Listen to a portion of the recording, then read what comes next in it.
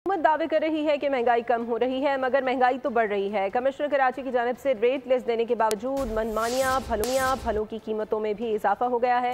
मज़ीद तफसीलात जान लेते हैं नुमाइंदा बोल न्यूज़ साद शरीफ गुजर से। जी साद, बताइएगा।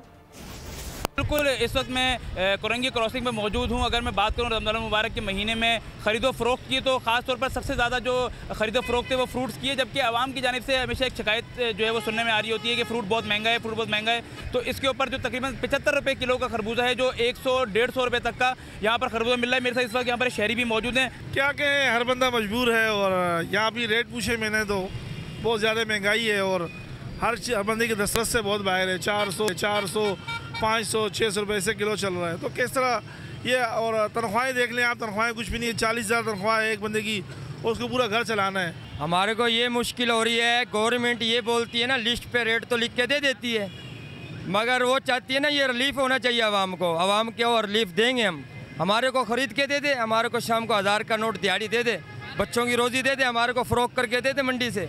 हम इधर जो दाम बोलेंगे 100 बोलेंगे, हम 80 बेचेंगे।